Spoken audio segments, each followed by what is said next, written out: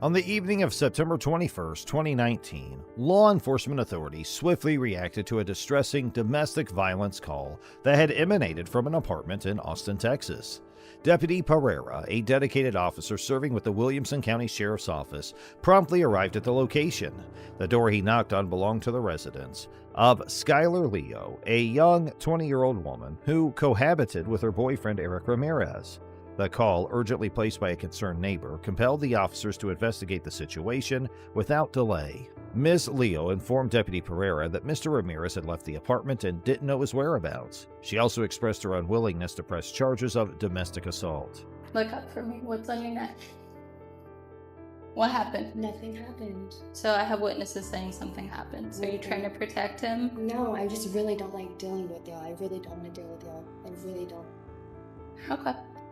So... I don't need to talk to y'all. I really don't. Do you have your ID on you or anything? No, I don't. So what's your last name? Domestic violence laws vary across states, including how abuse is defined, the charges against abusers, and mandatory reporting requirements. In Texas, officers have discretion in making arrests for domestic violence incidents. Despite Ms. Leo's reluctance to press charges, law enforcement and prosecutors can pursue criminal actions based on their investigation and evidence. Texas law emphasizes the protection of domestic violence victims, regardless of their cooperation. So, were y'all... I'm trying to figure out why your friends called the cops. What friend? Or your witnesses, whoever was over here that called us. So what? We got into an argument. Okay. That's it. Literally. Okay. It was nothing physical? Nothing physical. Where are the marks on your neck from? We got into my necklace right here. No, this right here. What is that from? Does it really matter? Yes. Doesn't. To make sure you're okay. I'm fine, ma'am. So. I'm fine. Like literally, I'm fine. Okay. I'm gonna be honest with you, I get irashed talking to y'all. I do not want to talk to you, and especially Williamson County. Y'all have a really bad reputation. I've bad encounters with y'all. I do not want to. I'm not gonna hurt you. I know you are not. Okay, so we need your cooperation. I know, and I'm. Do you want to press charges? I do not. Okay. I do not. Thus, the police had a duty to safeguard Miss Leo's well-being during their response. Deputy Lorenzo Hernandez, previously featured on a reality show, encountered a situation where he tried to enter Miss Leo's apartment.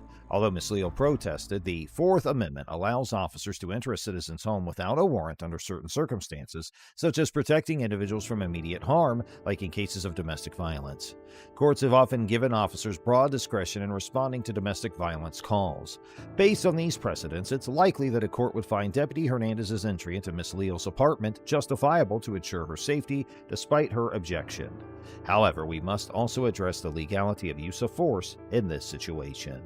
Deputy Hernandez contends that Ms. Leo's non-compliance justified the altercation and the use of force by the deputies. However, a court would likely disagree, as it must assess the reasonableness of the force used. In the 1989 Supreme Court case of Graham v. Connor, courts considered the severity of the crime, the threat posed to officers or others, and whether the suspect is actively resisting arrest. The 2018 case of Darden v. City of Fort Worth further emphasized that excessive force occurs when an arrestee is not actively resisting. Ms. Leo, a victim not resisting arrest, faced unwarranted aggression. A court would undoubtedly find Deputy Hernandez's actions excessive. Sheriff Robert Shoddy initiated an internal investigation after an altercation, leading to Deputy Hernandez's one-day suspension. Surprisingly, Hernandez was later promoted to detective, but in January 2021, he resigned when former Sheriff Shoddy lost to current Sheriff Mike Gleason. Subsequently, Hernandez faced charges of official oppression and assault for his excessive use of force against Miss Leo. We went to my house. I'm like, well, we gotta find the guy that allegedly did this. So she didn't give direction, travel, description, anything. She's like, he left. I don't know where he went. Third level Dickerson. Satisfaction. What's up? So we need to see if this guy's inside your apartment. Who else is in here? She filed a lawsuit against him in the Williamson County Sheriff's Office on September 20th, 2021. Both the criminal charges against Hernandez and Ms. Leo's civil suit remain pending. His actions were unacceptable, rapidly escalating a peaceful situation, showing unprofessionalism and using excessive force. Went to my apartment. Yo, with what? I'm literally gonna press charges on y'all. We have a possible felony. Possible felony? Yes. For what? For who? He's not here, I'm telling you. But you don't know where he went? I don't know where he went. Okay. Like, what?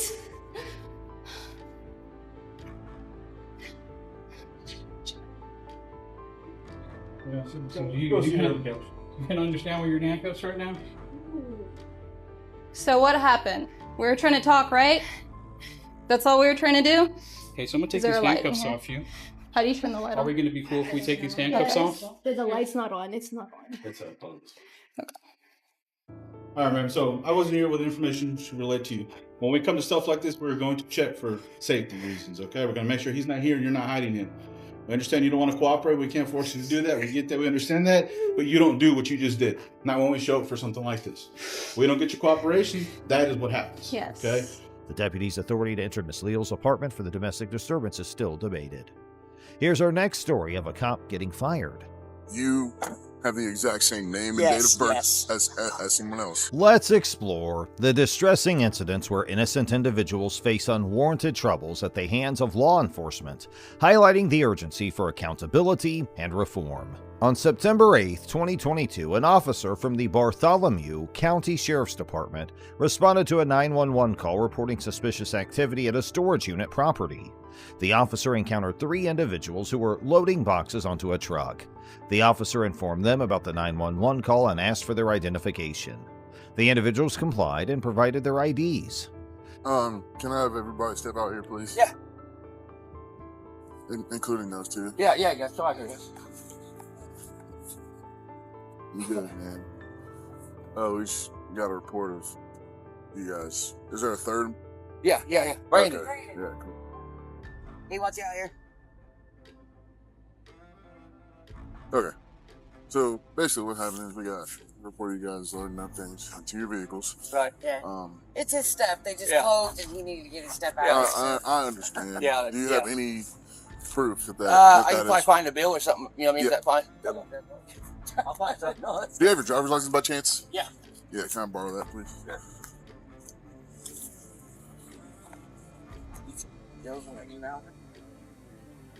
I figured y'all would probably show up. Yeah. I was like, I said no would show up. Can I have ID for Oh, you too yeah, as well? sorry.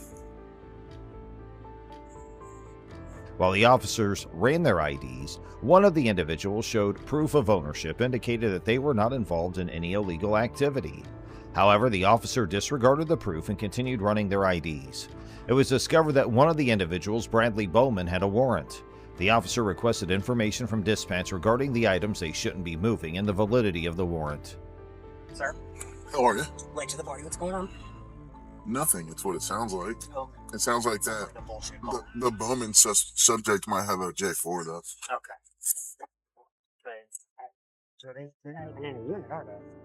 No, they're just. Jesus Christ. Hi. Yeah. What's up, guys? Here's the round for second shift. Yes.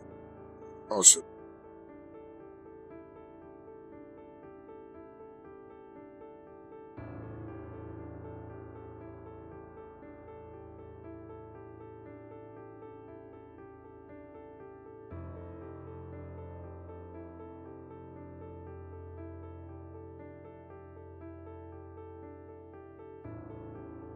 Did this? I'm gonna be kind of not happy. Despite dispatch confirming that the individuals were allowed to move their belongings, the officer chose to detain Mr. Bowman. Dispatch had not yet confirmed Mr. Bowman's warrants, but the officer decided to take him into custody anyway. Mr. Bowman complied with the officer and even placed his hands behind his back without resistance. However, the officer failed to match Mr. Bowman's provided date of birth with the warrant information. The officer proceeded to pat him down and placed him on patrol vehicle, unnecessarily prolonging the investigation. I'll tell you when we get to this one. Right? Can you put your cigarette out for me? Thanks, man.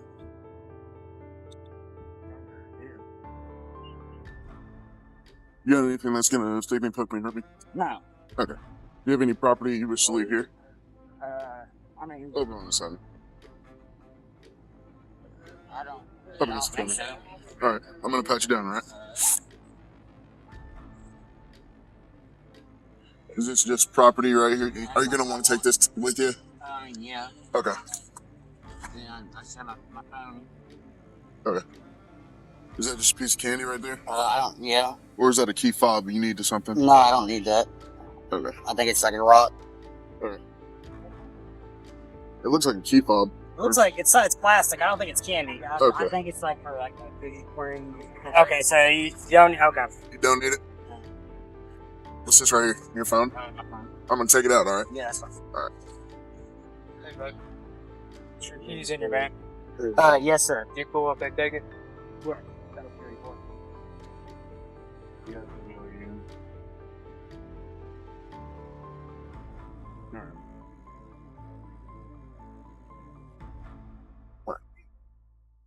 Take a seat for me. Wait, can you get on the other side and pass that through to you? Here you go.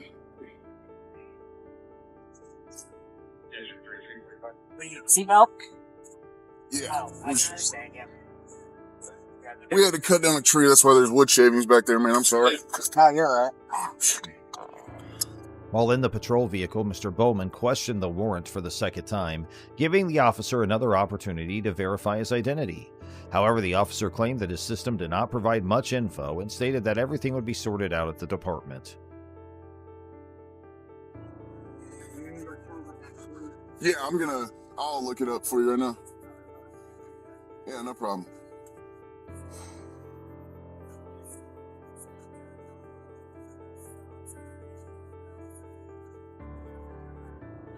It looks just for failure to appear. That's all I have on my end, but when we get down there, they'll be able to give me the actual warrant and I can tell you what it was for. 340 your status. During the ride to the department, Mr. Bowman mentioned that he had never interacted with law enforcement in the area. Instead of verifying his identity, the officer remained silent.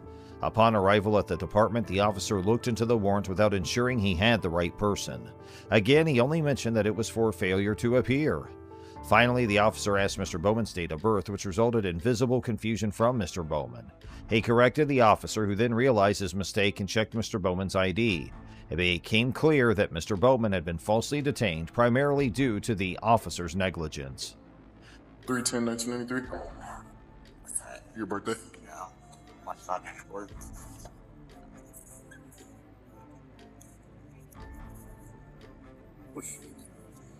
Yeah, no, something.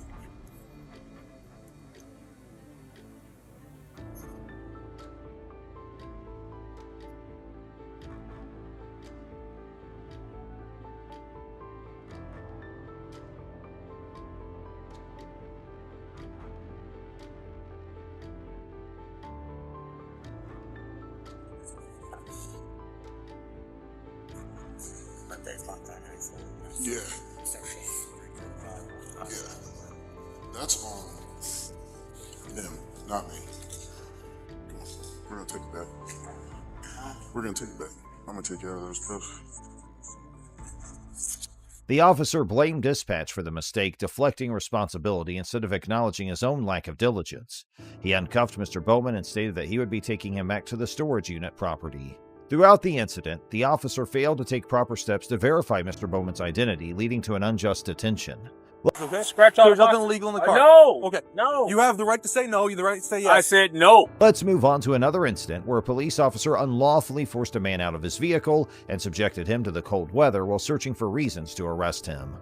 On January 12, 2023, Officer Jack Lowry of the Bloomington Police Department initiated a traffic stop on Ricky Eugene Pouncil, a health and fitness entrepreneur, for driving in the center lane on an interstate highway in Minnesota. Officer Lowry followed Mr. Pouncil for several minutes before activating his emergency lights and making contact.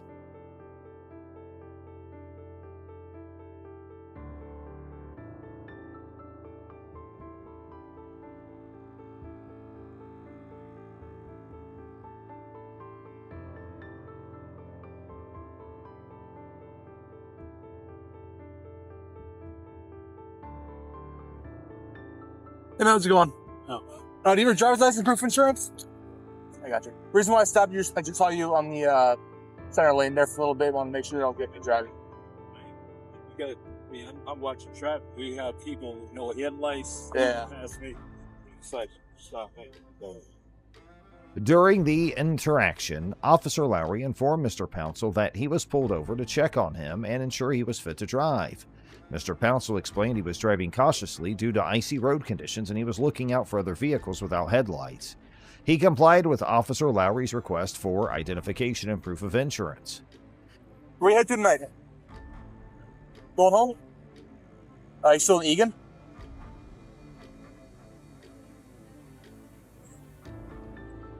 Yeah, looking at good. Sorry, what was that? That's my friend. I got you. Is this a rental car? Yeah. Is this the rental agreement, or is this just the... Do you have the rental agreement? I don't have a revised one. No? But I rent them. I have a rental agreement with Okay. one of my sponsors. Gotcha.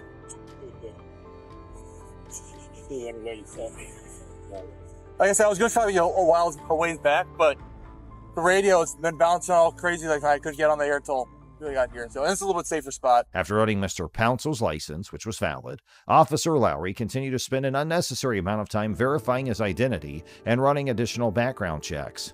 Officer Lowry justified his suspicion by falsely claiming that Mr. Pouncel was uncooperative and driving below the speed limit, despite the speed limit being 60 miles per hour and Mr. Pouncel driving at 55. By car, you know what I'm saying? Your license all valid and everything like that? All good to go, right? With valid license and everything? I'm just asking. I'm going to run yes. I just want to make sure. Okay. Anytime, man. All the best.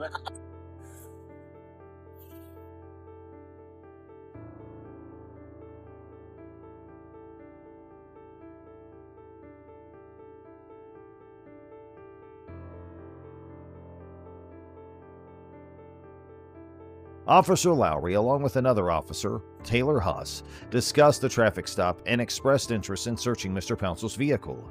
They browsed through their phones and Minnesota state laws, delaying the interaction.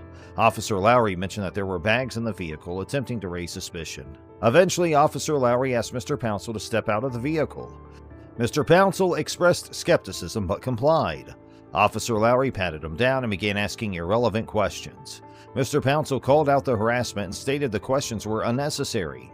Officer Lowry then questioned Mr. Pouncel about the bags in the vehicle and if there was anything illegal inside. Mr. Pouncel explained that they were workout bags and there was nothing illegal. Officer Lowry attempted to pivot the investigation to conduct a search unrelated to the initial traffic stop. Just do a quick 25 check and who knows. There's some luggage in the backseat too.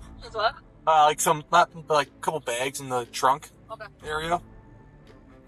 But just from PA courts and everything like that, nothing too crazy that I can see. Someone else. It is important to note that officers cannot expand their investigation beyond the initial reason for the traffic stop without additional justification. The federal time. He didn't seem super cooperative, so I'm just gonna pull him out and try to talk him out here.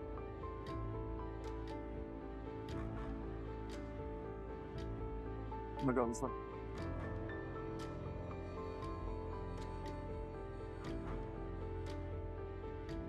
Ricky, right?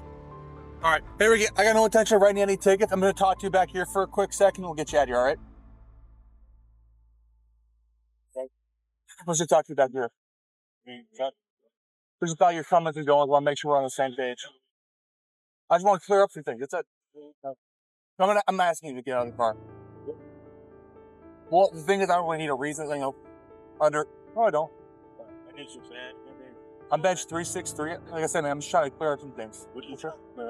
You're coming and going. You don't want to talk to me. I'm trying to talk to you man to man. Okay. Sorry, it's in your eyes. Bench 363.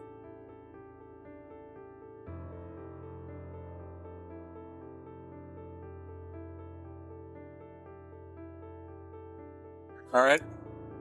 So I just want to talk to you back here, back to your car. I'll get you all the information in a second, man. 363. Officer Lowry. I know, man. I'm not going to try to keep you out there any longer than I have to. Do me a favor. Can you just come around the front here? Thank you. That'd be great. Officer Lowry's attempt to search the vehicle was not supported by the traffic violation. Mr. Pouncel emphasized his innocence and clear record throughout the interaction. Hey, I know it's cold out here. You might feel the need to put your hands in your pockets. I'll either ask you to put your hands out of your pockets, or I can either pat you down for your safety. Pat me down, whatever you want. Okay. So the reason why I'm trying to talk to you out here is because when I tried talking to you the first time, you didn't seem super. I tried asking you where you're coming and going. You know, said you're headed where? Back home? Going home. And is home with Egan? No, I have a house over here, man. I mean, all those questions are really not necessary.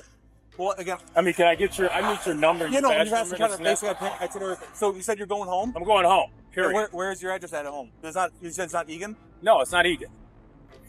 Wait, can you tell me? I have an address over here. Address over here? Well, you can follow me if you want. I don't want to follow you. Know, it's like you're harassing me. I'm not trying to harass you. Yes, you are. I mean, I haven't did anything. I'm not trying to harass you. You searched me. I haven't did nothing. I didn't search you. Yes, you did. You patted me down. I need your information too. And you have a card on? I just asked me these questions. Go ahead, ask me the question. So you said over here is yeah, over there. I have a house in Bloomington. In Bloomington. Yeah, but I don't need to give you my address. Okay, my address is right here. Where are you coming from? Coming from Lifetime Fitness. Lifetime Fitness? Yeah. Which one? In Egan. In Egan? Edina. Yeah. Okay. What do you do for work? What do you mean what I do for work? I have my own business. What do you do for your money? Yeah. Okay. How long have you had this rental car for? I keep this rental car a whole year. And then last thing, what's up with the bag? Like workout bag? You know? Yeah, it's workout bags back there. Workout bags? Yeah. And how many bags are there? I don't know, 3 or 4. It's workout bags. Let me ask you this. The incident highlights Officer Lowry's questionable motives and disregard for proper police procedures. He used irrelevant factors such as Mr. Pouncil's appearance and speed slightly below the limit to justify his actions. The prolonged detention and attempted search were a violation of Mr. Pouncil's rights. On June 26, 2020, a 73-year-old woman named Karen Garner, who suffered from dementia and sensory aphasia, which impaired her ability to communicate and understand, attempted to leave a Walmart in Loveland, California, carrying unpaid items worth $13.88. Store employees stopped her for leaving, and Miss Gardner tried to offer her a credit card to pay for the items, but they refused and took the items back. Eventually, she left the store. Subsequently, a Walmart employee reported the incident to the Loveland Police Department, and Officer Austin Hopp responded to the call. He located Miss Gardner as she was walking home on the side of the road and pulled up behind her with his lights on. When she didn't stop, he parked his vehicle and approached her. After failing to effectively communicate with Miss Garner, Officer Hopp grabs her and throws her to the ground in an attempt to restrain her. Ma'am, police, stop. You want to stop with lights on, siren? Stop. You just left Walmart. Do you need to be arrested right now? No. Okay. Let's stop. Miss Garner, visibly confused, repeatedly tells Officer Hopp that she's going home, as the two engage in a brief scuffle. Eventually, Officer Hopp's able to place Miss Garner into handcuffs and lead her back to his patrol car. Shortly after Officer Hopp gained control of Miss Garner, Daria Jalali arrived on the scene. The two officers, Hopp and Jalali, once again forced Miss Garner to the ground. Officer Jalali assisted Officer Hopp in restraining Miss Gardner's feet and placing her in the patrol vehicle. A concerned citizen confronted Officer Hopp about his conduct. Officer Hopp defended himself, claiming he had the authority to use force, but the citizen believed it violated department policy, Colorado law, and the U.S. Constitution. I'm not going anymore. Why are you fighting with me? And why are you trying to slip the cuffs off? I'm going home.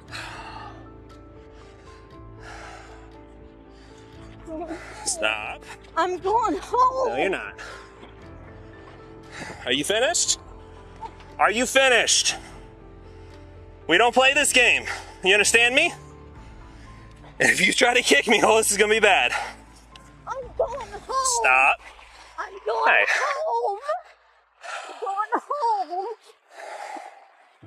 The Colorado revised statutes under Section 18.1.707 require officers to use nonviolent means when possible before resorting to physical force. However, this provision was only added through Senate Bill 20-217, effective from September 1, 2020. At the time of Miss Gardner's arrest, the statute allowed reasonable physical force for effecting an arrest. Despite her non-threatening demeanor, the officer's actions came under scrutiny. In an attempt to ascertain Miss Gardner's identity, the officers questioned her about her date of birth. However, she remained unresponsive and refused to engage with them, showing apparent signs of mental instability. Karen, I got your credit card, okay? It'll go with you. What's your date of birth, Karen? I have it. You will have it with you. I will not lose it, I promise. What's your date of birth, Karen? Who's my sergeant? Yeah. Okay, well, first, I can tell you that. Sergeant Metzler, he's at the police department. You can go talk to him if you have an issue. Yeah, give me your card so I can put a report. Okay. I see you there. How you throw the little kid? Little kid? Well, I don't know. It's not if a he's little kid. And this he is was, what happened. He was just walking, and I see you how She you just grab him. stole from Walmart and refused to stop, refused to listen to lawful orders, and to fight me. This is what happens when you fight the police. I have to use force to safely detain her. That's what this is. This isn't just some random act of aggression. Unfortunately, the officer seemed oblivious to the possibility of her suffering from dementia, despite her exhibiting symptoms of disorientation, memory loss, and disordered speech. The Loveland Police Department's policy on interactions with individuals suspected of mental illness clearly outlined the need for officers to be aware of such behaviors and to establish a compassionate connection while ensuring everyone's safety. Officer Hopp, as seen in the body camera footage, either failed to recognize these signs or deliberately disregarded the policy during his interactions with Miss Garner. After being brought to the police station, Miss Garner was led inside by officers and left handcuffed to a bench where she remained unattended for several hours without any medical assistance. Officer Hopp's use of force resulted in severe injuries for Miss Garner, including a fractured and dislocated shoulder, a bloody nose, facial scrapes, and contusions on her knees. The incident also led to her being diagnosed with post-traumatic stress disorder, causing ongoing physical pain in her shoulder, arm, and wrist. Here, let me see your feet. Credit card. We'll get it. Oh, my credit card.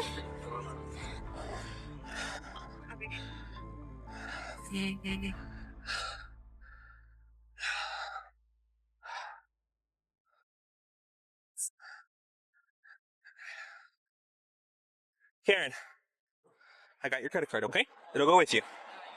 What's your date of birth, Karen? I have it. You will have it with you. I will not lose it, I promise. What's your date of birth, Karen? Security footage at the station revealed officers Hopp and Jalali revealing body camera footage with community service officer Tyler Blackett, who was seen celebrating the harm caused to Miss Garner. In his narrative report on the use of force, Officer Hopp recounted that upon contacting the suspect, she attempted to flee, leading to her being placed on the ground to ensure safe detainment. The suspect resisted arrest persistently, necessitating the application of multiple controlling holds. Consequently, the suspect sustained minor lacerations to her wrists from the handcuffs. You okay? Hey. Let's get her down the station. Okay, we don't need to wait for Capella. No, we can see what I mean, Okay. we know what's it say.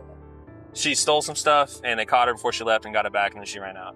So we have the... And then you contacted her for that. And then she resisted Obstructed and and resisted, so... We're good either way. So we're good either way, Cool. she's going. All right. If they decide not to prosecute, I don't care. Cool. Okay, we'll head down there. And a small laceration to her chin.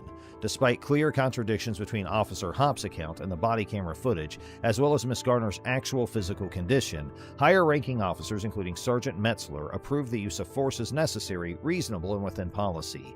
However, the situation took a significant turn when Miss Garner filed a federal lawsuit against the city of Loveland, Officers Hopp and Jalali, and Sergeant Metzler. The case gained national attention when Miss Garner's attorney, Sarah Shilka, publicly released the body camera footage on April 14, 2021. In response to public outrage, Officer Hopp was placed on administrative leave, while Officer Jalali and Sergeant Metzler were reassigned to administrative duties pending an internal investigation. Subsequently, all three officers, along with Officer Blackett, chose to resign from their positions. Now, here's our next story of a cop violating the rules. On January 12, 2023, Officer Jack Lowry of the Bloomington Police Department initiated a traffic stop on Ricky Pouncil, a local resident, as he was driving through the city of Bloomington, Minnesota, on his way back from the gym.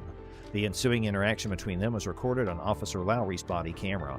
Officer Lowry informed Mr. Council that he had been pulled over for driving on the center lane and subsequently documented in his police report that the stop was due to a lane violation and driving at 53 miles an hour in a 60-mile-per-hour zone as per Section 169.15 of the Minnesota statutes. The statute states that driving at a slow speed impedes normal traffic and it's prohibited unless necessary for safety or compliance with the law. However, considering the vehicle's weight and the highway grade, Officer Lowry's belief of Mr. Council's violation may not be reasonable, as he was driving slightly below the speed limit.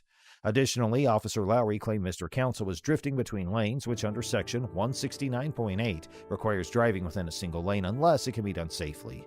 With valid license, everything? Okay. Anytime, man. All right, back. License status valid. Rental car, pretty distinct reaction to my presence, and then going like 55 in middle lane, and wasn't really cooperative with me at all. Didn't want to tell me where he was coming to, where he was going. There's some luggage in the back seat too. What? Like a couple bags in the trunk. Okay. You didn't seem super cooperative, so I'm just gonna pull him out and try talking out here. Ricky, right? The U.S. Supreme Court has upheld that pretextual stops motivated by investigating potential criminal activity are constitutionally valid, regardless of the officer's true motivations. Thus, if the court accepts Officer Lowry's statement about the lane violation, the traffic stop is likely to be deemed constitutionally valid. According to the police report, Officer Lowry conducted a search of the vehicle, finding only vitamin C capsules. Subsequently, Mr. Pouncil was released after being detained for approximately 35 minutes. The incident came to light when Mr. Pouncil's nephew reached out to relay the details. Despite Mr. Pouncil and his family's efforts to report the incident to the city of Bloomington, the Bloomington Police Department and the city attorney, no wrongdoing was found on Officer Lowry's part and no corrective actions were taken. The encounter left Mr. Pouncil feeling marginalized and alienated from local authorities. While Officer Lowry avoided physical confrontation, he inappropriately extended the traffic stop without reasonable suspicion and used manipulative tactics to obtain consent for the search. Mr. Pouncil receives a B+ for maintaining composure and filing complaints, but his ability to challenge Officer Lowry's actions was diminished by consenting to the search.